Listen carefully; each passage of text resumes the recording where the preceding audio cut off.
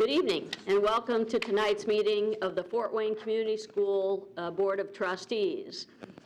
We begin each meeting with the Pledge of Allegiance. If you would please rise. I pledge allegiance to the flag of the United States of America and to the republic for which it stands, one nation, under God, indivisible, with liberty and justice for all.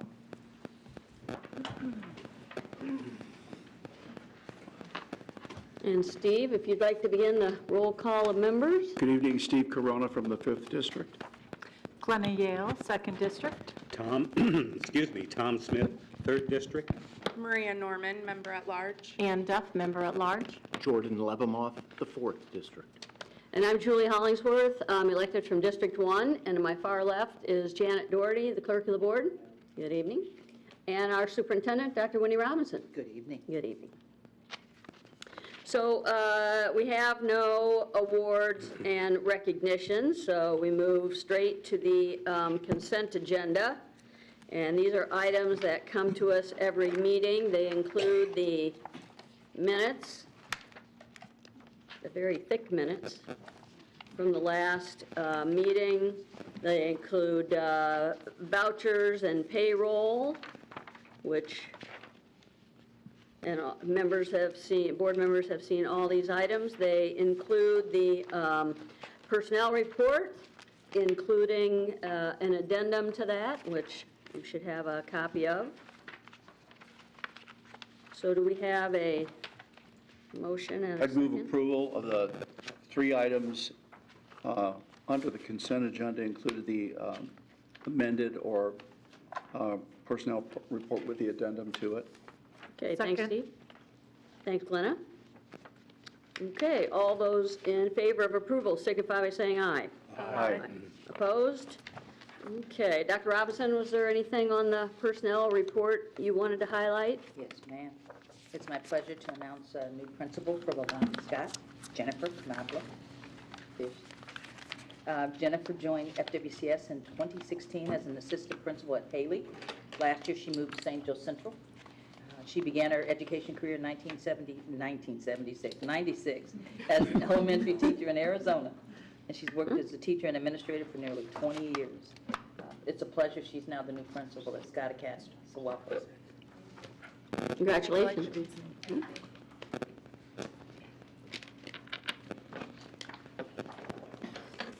I think I counted them up. There were 52 new teachers in the personnel report, and I'm sure we're still adding. hiring.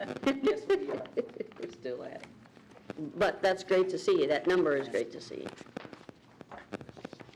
Okay, so we have no old business, and that brings us to new business, and that is a public hearing regarding a possible facility and equipment renovation and replacement project.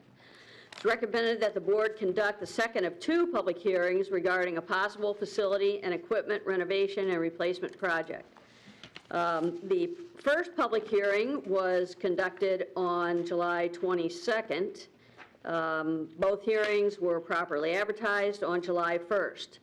The board had a public work session on June 25th to learn more about the status of Fort Wayne Community Schools' strategic facility planning. In addition, there was a presentation at the July 22nd board meeting. The details of the plan suggest moving forward with a short-term bond issue to allow completion of various projects at 27 buildings. Those projects include expansion of music areas at 2 middle schools, lighting and locker improvements at 6 buildings, ADA accessibility improvements at 2 buildings, masonry restoration at 3 buildings, window replacements at 1 building, roof replacements at 6 buildings, and temperature control upgrades at 5 schools, and marker board conversions. As advertised, subsequent to tonight's public hearing, the board will consider adoption of a resolution regarding the nature of the project and making a preliminary determination to issue 1 or more series of general obligation bonds. the public hearing regarding the facility and equipment renovation is is open now, and the microphone is available for anyone who wishes to address the board.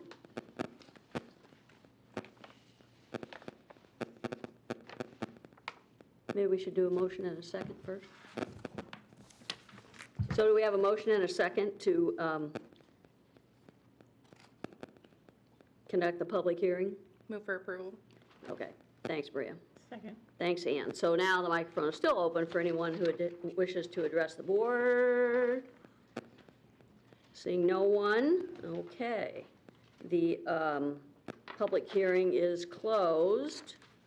We'll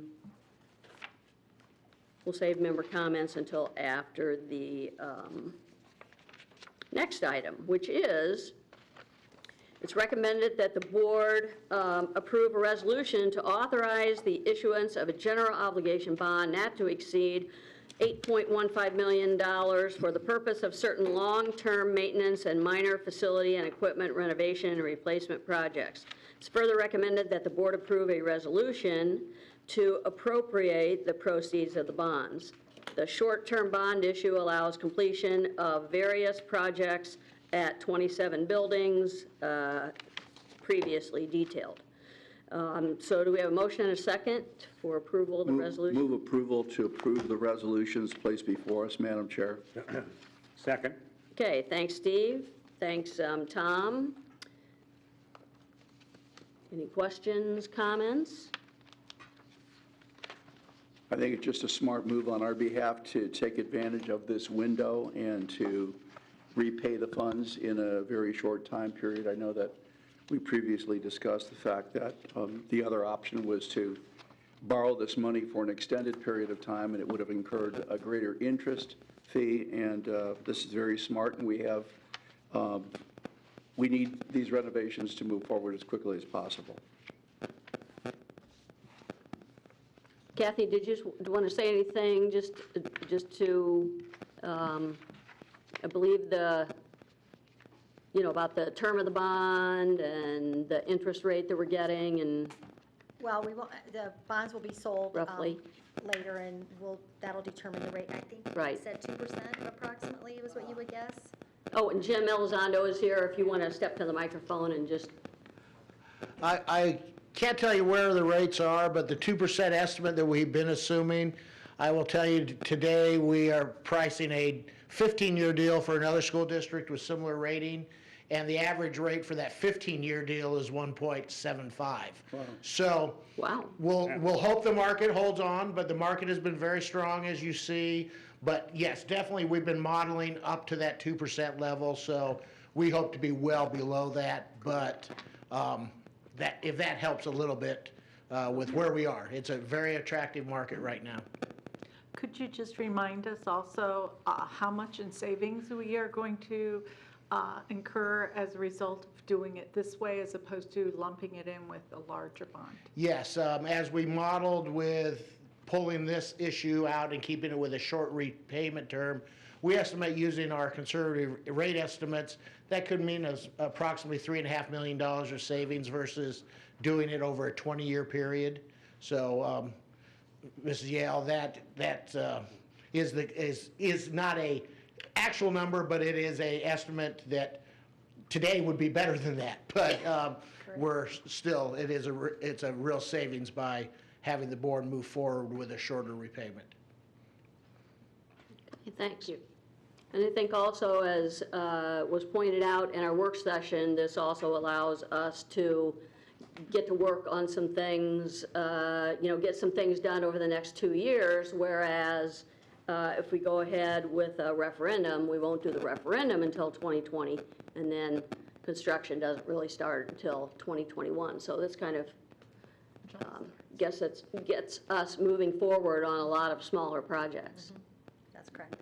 Could I ask Darren Hess to come to the microphone and just talk about if this is approved tonight, what would the construction schedule be for this work? Would we think about, I know there's a lot of steps before that, but are we talking the summer of 2020 where we would see work begin?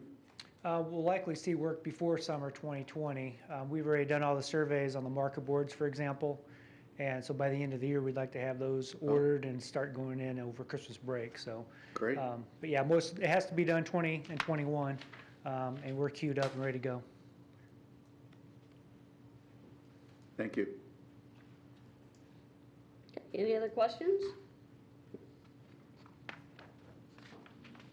Okay, and I'm not going to read the entire resolution, but board members have seen it and have been able to go over it ahead of time. So all those in, no more comments, questions?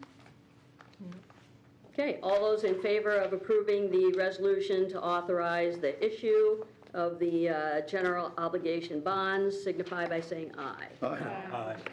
Opposed? Okay, wonderful. I'm sure the facilities department is excited. More work.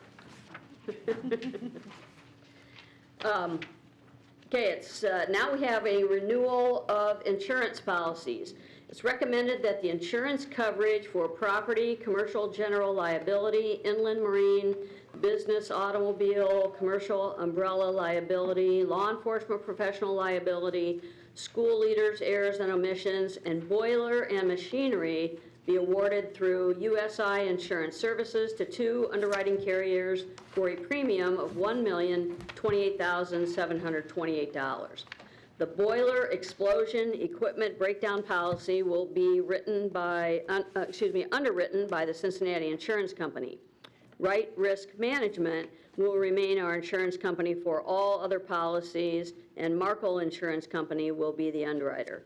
Total premiums decreased about $85,281, or about 7.66%, with this renewal effective September 1st, 2019. Questions will be addressed by Director of Fiscal Affairs, Stefan Pittenger. So do we have a motion and a second? So move. Second. Thanks, Tom. Thanks, Jordan. Questions? Is this policy just for 1 year? Is that the term? Okay, thank you. So, Stefan, you want to just talk a little bit about why the premiums decreased? CJ Miles is here from our USI. He's worked very closely with a lot of different companies and underwriters, and I think it'd be good to hear from him about the reasons, but I could summarize it, but he'd do a much better job. So. He just doesn't want to talk about insurance. Thanks for joining us. Yeah, absolutely. A couple things really are driving that. Your loss trends are improving. So despite the market that is seeing increases in property and liability, we were able to combat that because of your good history. The team, Kathy, Steph, Kim, we work with a lot of schools. They are some of the best, and the market receives that. So we've got a fantastic relationship with our underwriter, fantastic relationship with our risk prevention specialist with the team there. So they know that the school is, the corp is always doing everything for the best interest of the students as well as the insurance carriers as well. And then the other part of it too is we did go out and do a little bit of investigative shopping across the marketplace. So there were some carriers that had never seen your profile before. And we do that sometimes because risk appetites can change. So we just want to make sure that we're not skipping over another carrier. And then lastly, we did a lot of work doing our own sort of loss trending to validate that the market results that we are getting, the pricing that we are getting is fair based on what we are seeing, and quite frankly, based on what Bowen Community Schools is producing by way of a safe work environment and a safe place for students to be educated. Okay, great. Thank you. You bet. No other questions? Okay, all those in favor of approval signify by saying aye. Aye. Opposed? Okay, well, that brings us to the end of our new business, and now Superintendent Robinson will provide an update on the professional learning that occurred this summer in preparation for the start of the 2019-20 school year. And then we get to see a back-to-school video. Thanks for giving me this opportunity. So many of you were able to be a part of the celebration on Friday, and that's exactly what it was. It was an excellent kickoff for the school year, and I thought it had gotten about as good as it can get until we had 300 or 400, maybe more, classified instructional assistants at the Grand Wayne this morning, and they are absolutely thrilled. We took them through and treated them like the professionals they are, talked about both sides of the pyramid, and they gave us some feedback as to what they needed. And so it was, sometimes you have to be careful what you ask for, because now we've got to figure out all kinds of ways to follow up on that. But it was an excellent, excellent, excellent day. So just want to remind the board and tell the audience, our whole focus for this year is the whole coherence, growth, and sustainability. And that's been the theme for every single professional learning that we've had this year. And this is one of the slides, the next one that we had at the, Kathy's coming. I didn't hire her for technology skills. But we talked about the concept that... Might not be long range enough. Yeah. Coherence, there we go.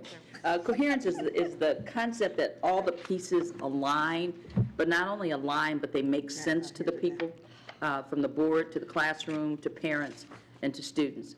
The whole conversation around growth, which is what, as we get into the balanced scorecard, and we've really figured out over the last many years that we can't rely on the state to give us accurate information to really kind of measure our growth. So a part of that balanced scorecard conversation, we owe this community. How do we know? And what are the areas that we want to focus on? And then obviously, as I look at my end, how do you sustain it? Because we spend a lot of time and energy and money on some very specific projects, and we want to know, how do you sustain it, what works and what doesn't? The concept of this coherence is, if you look, it's leadership in the middle. And one of the conversations I had this morning with the classified assistants, they're leaders. And we're going to define for everyone in the organization, including board members, what is leadership? How do we define it? How do we measure? But then the whole focusing direction, the collaborative cultures, the deepening of the learning, which you'll hear much more about. And then the whole securing the accountability, which is our conversation that we've started with the balanced scorecard. We also talked a lot about the concept of deep learning. And this is one of the expectations for the state for students to be college and career ready and to have those ready-to-work skills. But it's defined for us, as we look at it, as the 6 C's. And part of what we are making sure that everybody understands, it's not just teaching kids reading, writing, and math, but how do you teach critical thinking? How do you teach creativity? Because if you ask employers and also universities, when they're trying to decide what students to pick, how do kids, and well, adults too, but how do you demonstrate the 6 C's? So we'll have far more conversations about that, but that's a concept we've been talking about. The next slide just kind of talks a little bit about the concept of deep learning, but if you see the words we bolded, the knowledge, skills, the attributes, change, building relationships, precision, and using data to assess. All of the kind of things that we've talked about in the district, but at some point you have to stop talking about it, and what's the evidence that all of that is occurring. The next slide just talks a little bit about, we talk about being a learning system, we talk about providing evidence, but if you look at what this talks about, the word that sticks out is partnership. And one of the things we tried to make absolutely sure we enhance this summer is that we're in partnership with the people who work here.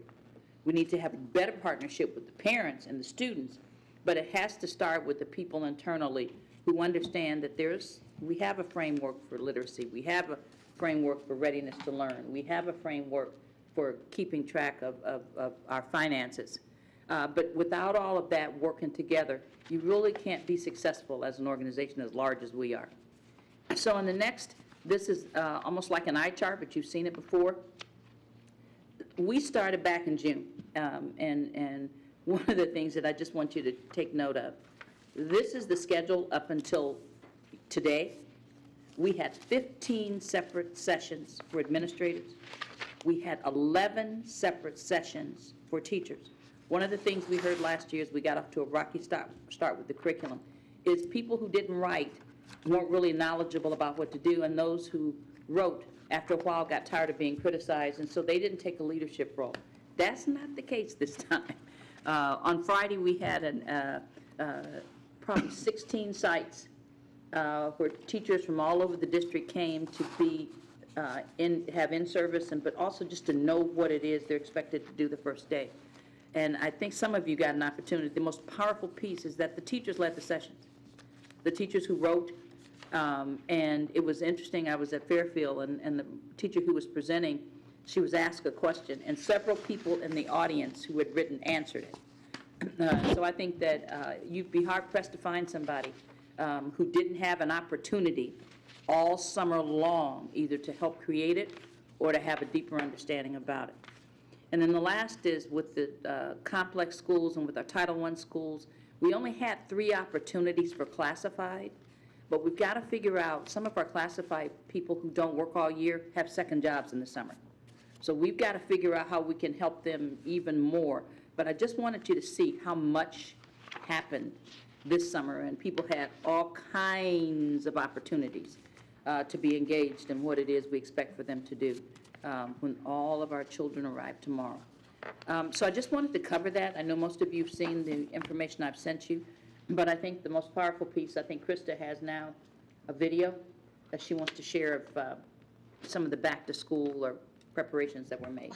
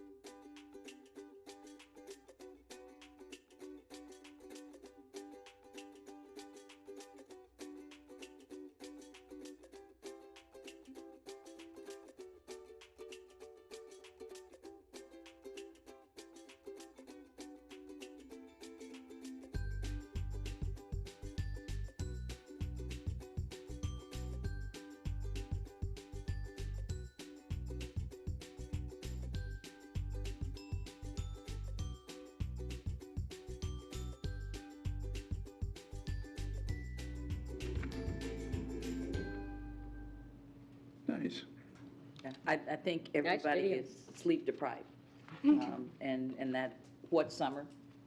But I don't think, it's been a little while since I've seen people more excited about knowing, let me get in my room and start. We had a couple of blips. Darren and his crew worked miracles, and we had some teachers that couldn't get in their rooms when they wanted to, but those are little blips when you look at all the things that happen.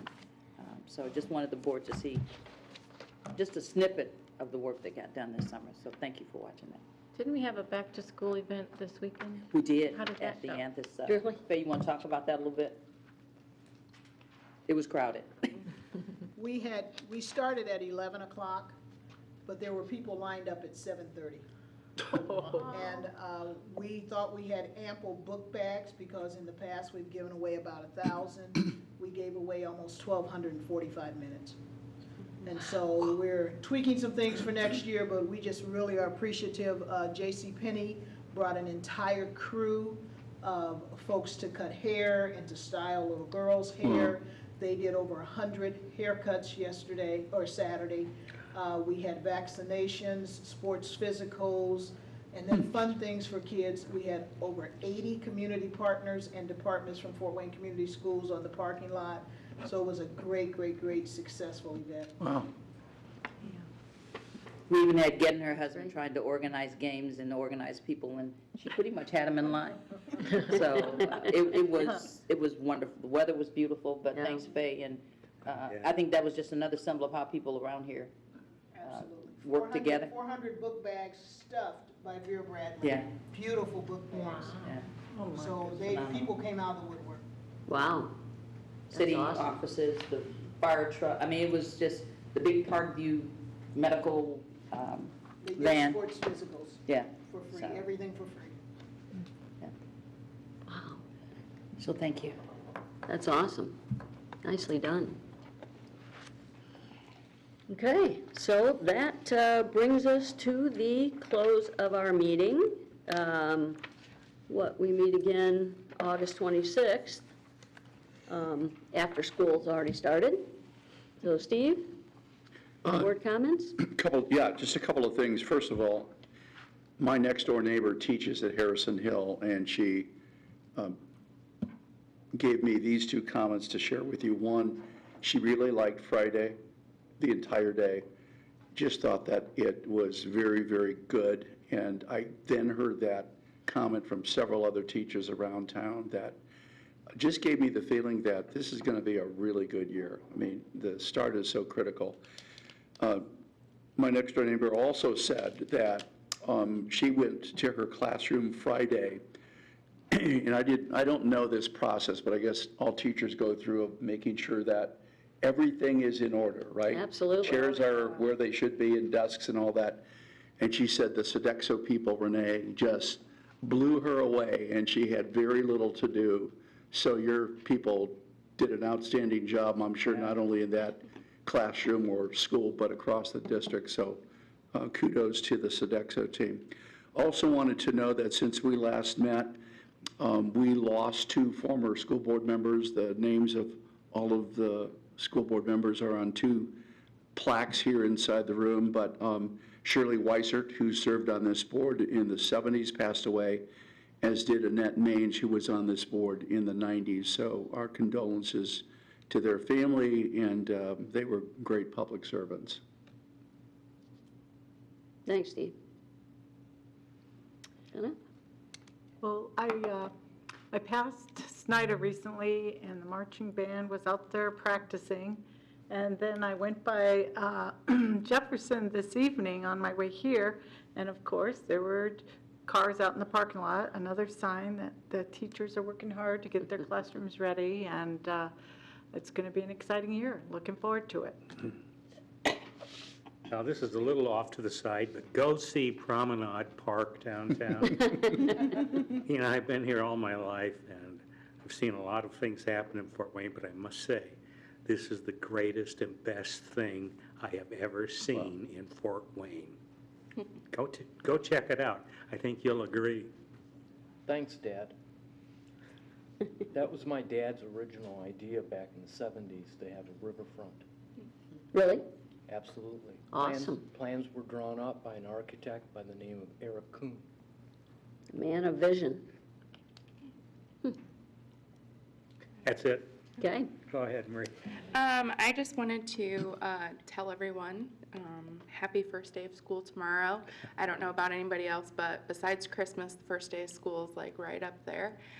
So just really excited for school tomorrow. And last week got the opportunity to go to the Slow Stop Stay press conference, and just wanted to give kudos to all of the school districts for participating in that, and Parkview Trauma for helping underwrite the cost, and Krista and all the other public information officers for all the school districts that made that happen. And the PSA was really great, so enjoyed that.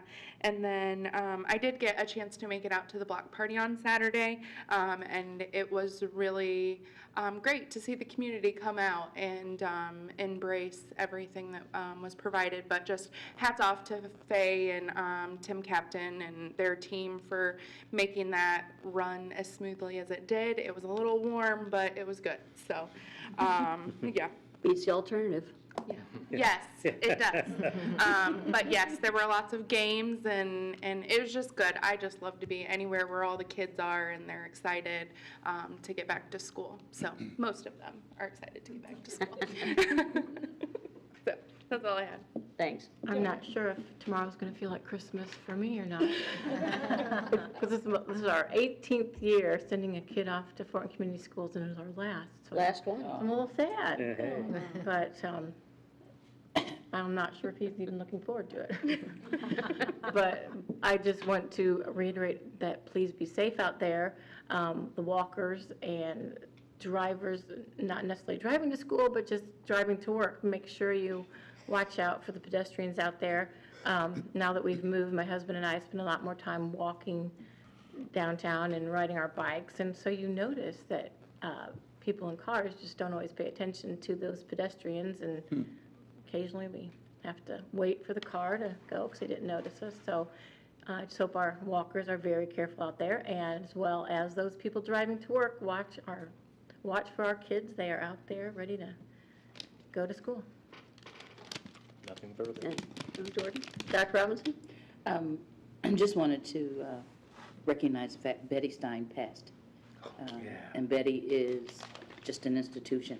She was 102, and just till recently was still doing the middle school speech contest, and still just the epitome of excellence. So I think her services are Wednesday, and there's a memorial service on Thursday. So just wanted to pay our respects to Betty Stein. The other thing is it's just amazing.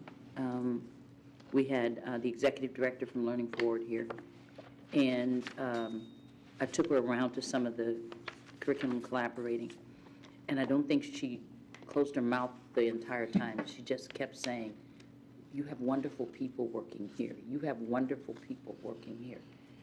And so I know we appreciate where we work, but days like Friday, when you actually see it in action and you see people owning the mission, it's been a great start. So thank you. I got a chance to visit Northrop on Wednesday to see the status of the renovations and the construction. And so when Repair FWCS posted ready-to-go pictures on Facebook, I have to give a shout-out not only, Darren, to your facility crew, but Renee, the Sodexo, our custodial crew, night and day. From what I saw Wednesday to the pictures that I saw today, really, really looks nice and ready to go. I mean, and the pictures that you showed of if you get a chance to go to Northrop, and that lighting in the cafeteria and the common area is fabulous. Wow. It really looks sharp. But I'm also excited for the first day and visiting schools, and also want to echo that, you know, to the community to be careful, have your head on a swivel. You know, this is an exciting time for boys and girls, and they're not always looking out for their own safety because they're all excited. So maybe leave a little early tomorrow and take your time getting to work. There'll be a lot of walkers, more bicycles, and a lot of yellow buses out there. And also, a lot of those high school students driving. Yeah. And of course, I'll have to go to bed right probably after this meeting, since we are doing some early morning interviews on site. But Steve, thanks for taking the early shift. I appreciate that, because 5:30 doesn't sound good to me. 4:30? 5-ish, 5:15? Check your email. Sleep in my car. Are you doing that too, Maria? Yeah. Okay, 5:50. yeah. Woo! So, I feel like a slacker. I'm only going to school at 7. but anyways, Okay. Thank you. everybody have a great day tomorrow. All right. So, that brings us to the close of our meeting. Like I said, next meeting is 2 weeks, August 26th. We have a motion to adjourn. So moved. Second. Thanks, Steve. Thanks, Tom. All those in favor of adjournment signify by saying aye. Aye. Opposed? Okay, the microphone is open if anyone